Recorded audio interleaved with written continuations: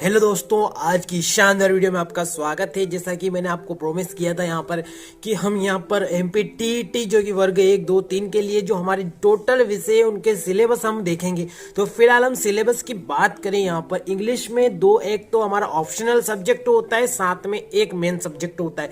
Main के लिए आपको पढ़ना पड़ता है और साथ में जो ऑप्शनल सब्जेक्ट होता है वो सारी मतलब एग्जाम जितनी भी होती है हमारी CTET ले लो, वर्ग 1 ले लो, वर्ग 2 ले लो, वर्ग सब में मतलब कॉमन होता है। तो उसके बारे में हम इंग्लिश का जो हमारा सब्जेक्ट है उसके बारे में यहाँ पर उसका सिलेबस हम आज डिस्कस करने वाले हैं। और जो सिलेबस का PDF है वो आपको हमारे टेलीग्राम चैनल पर मिलेगा, तो उसको आप जरूर डिस्क्रिप्शन में लिंक दिया गया है, वहां से जाकर उसको देख सकते हैं, वहां से जाकर डाउनलोड कर सकते हैं। फिलहाल हम चलते हैं उस PDF पे जो मैंने कि खुद ही अपने हाथों से हैंड रिटन नोट्स द्वारा बनाकर आपके लिए डिजाइन करा हुआ है। तो चलिए बिना किसी देरी के आज की वीडियो को स्टार्ट करते हैं और देखते हैं हमारा इंग्लिश का सिलेबस। ये दोस्तों यहाँ पर आप देख पा रहे होंगे आपकी स्क्रीन पर हम देख रहे हैं ये MPTET CTET यानी कि सभी एग्जाम हमारी जो मध्य प्रदेश की गवर्नमेंट एग्जाम होती है जिसमें इंग्लिश का सिलेबस है ऑलमोस्ट सेम रहता है सभी के लिए, यहाँ पर सभी सब्जेक्ट के लिए एक जैसा ही रहता है। तो आज इसके बारे में हम यहाँ पर देखने वाले हैं। तो आप आपकी स्क्रीन पर देख पा रहे होंगे यहाँ पर हम सिलेबस के बारे में चर्चा करेंगे। जो इंग्लिश का सिलेबस है, देखो दो टाइप के सिलेबस होते हैं हमारे पास में। कितने टाइप के? दो टाइप के सिलेबस होते हैं, जैसे कि मैं बता देता हूँ आपको यहाँ पर। जैसे कि एक तो होता है अपना ऑप्शनल होता है यानी कि 30 नंबर का। ये सभी के लिए यहाँ पर लैंग्वेज होती है, मतलब लैंग्वेज में मतलब इंग्लिश लैंग्वेज आपको देखो आनी चाहिए। इंग्लिश सब्जेक्ट आपको चुनना है यहाँ पर। क्यों चुनना है?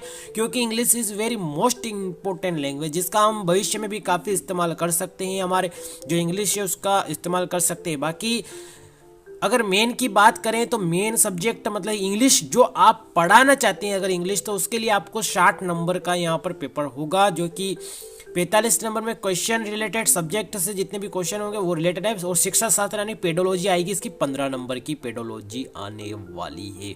अगर उसके बाद में बात करें हम इंग्लिश ऑप्शनल सब्जेक्ट के बारे में बात कर लेते हैं। फिलहाल किसके बारे में? ऑप्शनल सब्जेक्ट के बारे में, जो कि हमारा मेन होने वाला है टारगेट। अभी हम इसके बारे में चर्चा करेंगे। इंग्लिश 30 नंबर का आएगा, 30 क्वेश्चन आएंगे इसके, जो कि ऑब्जेक्टिव टाइप क्वेश्चन आते हैं, आपको पता ही होगा सभी एग्जाम में। तो इसके बारे में हम बात करेंगे। तो हमारे कौन कौन से प्रश्न आने वाले हैं वो देख लेते हैं। जैसे कि अगर हम देखेंगे यहाँ पर पहले देखेंगे रीडिंग कंप्रेशन यानी कि रीडिंग कंप्रीहेंशन जो कि आने वाला है। इसको बोलेंगे अपठित गद्यांश। जो हमारे होते हैं अपठित गद्यांश होते कि ना होते, उस प्रकार से ये क्या है? रीडिंग कंप्रीहेंशन है, जिसको हम शॉर्ट में RC बोलते हैं। क्या बोलते हैं? RC बोलते हैं। इससे क्या होगा? स्पीड अंडरस्टैंडिंग, रीडिंग स्पीड हमारी इंक्रीज होगी। इसको करेंगे तो रीडिंग पढ़ना बहुत इंपॉर्टेंट है, तो रीडिंग स्पीड क्या होगी? हमारी इंक्रीज होगी।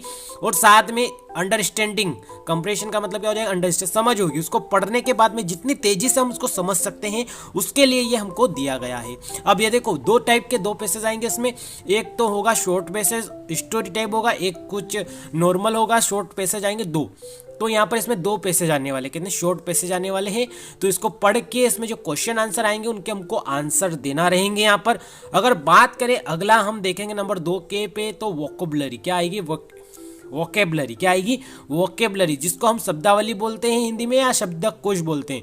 तो ये किससे रिलेटेड आएंगे हमारे? देखो यहाँ पर ये शब्दकोश जो है ये आने वाले हैं हमारे यहाँ पर इनसे रिलेटेड। देखो पहले आएंगे हमारे एंटोनिम्स, जिसको बोल सकते हैं हम अपोजिट। क्या बोल सकते हैं? एंटोनिम मतलब अपोजिट, जिसको विलोम बोलते हैं हिंदी में। अपोजिट आएंगे तो कुछ वर्ड हम करेंगे यहाँ पर अपोजिट।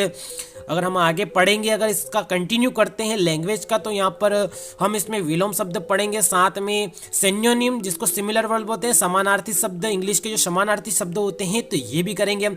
कुछ नहीं करना है तो थोड़े बहुत मतलब कि रोज करेंगे। अगर 500 के लगभग करना है तो रोज के हिसाब से डिवाइड करके हम थोड़े बहुत करते रहेंगे इसमें।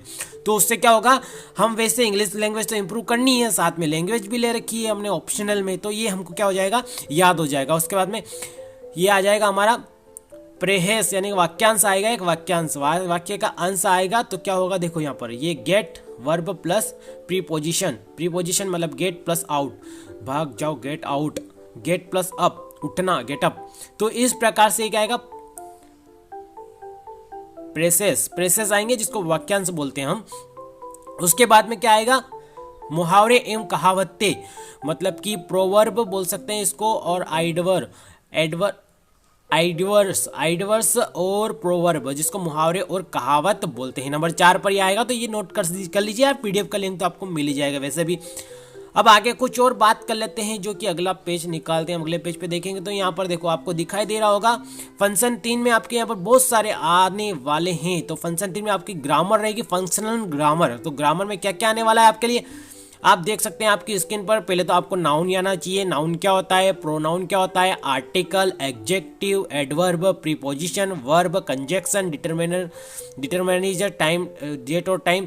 तो ये आपके टोटल इस प्रकार से। और वर्ब में सब्जेक्ट वर्ब एग्रीमेंट या सब्जेक्ट वर्ब एग्रीमेंट मतलब कि ऑब्जेक्ट। ये टोटल हमारे एक एक टॉपिक है जो कि फंक्शनल ग्रामर में आपको पढ़ने हैं। किसमें पढ़ने हैं, फंक्शनल ग्रामर में पढ़ने हैं। उसके बाद में अगर देखेंगे हम तो टाइम के बाद में हमारा वॉइस पढ़ना है, वॉइस टाइम एंड टेंस के बाद में वॉइस पढ़ना है, टाइम एंड टेंस के बाद में क्या पढ़ना है हमको, वॉइस।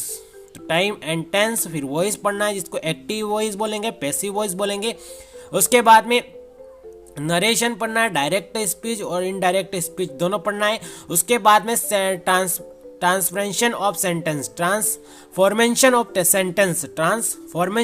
सेंटेंस ये वाला पढ़ना है। टोटल इस प्रकार से हमारे यहाँ पर ये हो जाएगा हमारा थर्ड पार्ट, जो कि फंक्शनल ग्रामर का होगा। तो ग्रामर को आप ज़्यादा सीरियस ना लीजिए, बिल्कुल सिंपल होती है। अगर आप इसको करेंगे 1 से 2 बार 3 बार 4 बार, यानी कि प्रैक्टिस, अभी एग्जाम में बहुत टाइम है आपके लिए यहाँ पर। अगर इसको करते हैं आप आराम से बिना किसी दिक्कत के, तो इसको आसानी के साथ कर सकते हैं। अगर उसके बाद में अगला जो हमारा चौथा है वो भी देख लेते हैं हम।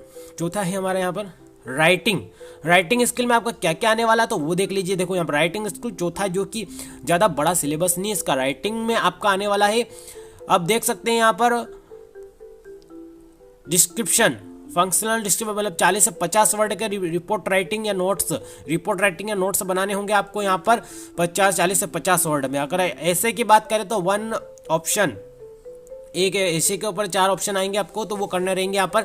और उसके बाद में लेटर राइटिंग आने वाली है आपकी, letter writing, formal letter, informal letter. और फॉर्मल हमारे ऑफिस से रिलेटेड हो जाते हैं, और इनफॉर्मल मतलब फैमिली से रिलेटेड हो जाते हैं, तो ये हो जाएंगे। उसके बाद एप्लीकेशन फॉर जॉब के लिए आपको ये वाला पार्ट भी करना है आपको। तो ये किस प्रकार से आएंगे हम आगे चर्चा करेंगे। फिलहाल तो हमारा यहाँ पर सब्जेक्ट मतलब सिलेबस समाप्त होता है इंग्लिश का, इतना ही बड़ा ऑप्शनल सब्जेक्ट है। अगर बाकी मेन सब्जेक्ट के बारे में बात करें, अगर आप मेन पढ़ना चाहते हो में कुछ और ऐड हो जाएगा थोड़ा बहुत। और ये जो पार्ट है थोड़ा बड़ा वाला रहेगा, कितना रहेगा, बड़ा वाला, मतलब इसमें थोड़े शॉर्ट पैसेज बड़े हो जाएंगे, जैसे कि वो थोड़े शॉर्ट में हैं तो वो बड़े पैसेज हो जाएंगे, तो उसको शॉर्ट नहीं बोल सकते हम, डिस्क्राइब पैसेज बोल सकते हैं, विस्तारित पैसेज। इस प्रकार से हमारा यहाँ पर ये सिलेबस होता है पूरा का पूरा। हमने तो इसका क्या करेंगे, हम एक एक सेपरेट वीडियो बनाते जाएंगे, एक एक को समझेंगे ध्यान से कि क्या होता है, कैसे किसको पढ़ना है, और डिटेल में इसमें हम आगे भी चर्चा करते रहेंगे इंग्लिश में। तो फिलहाल ये हमारा पहला यहाँ पर सिलेबस समाप्त होता है। और इस पीडीएफ का लिंक हम डिस्क्रिप्शन बॉक्स में दे देंगे, इसका लिंक टेलीग्राम का, वहां से जाकर डाउनलोड कर सकते हैं। अब आपको कोई कंफ्यूजन है तो कमेंट बॉक्स में कमेंट जरूर करें। मिलते हैं अगली वीडियो में, तब तक के लिए बाय।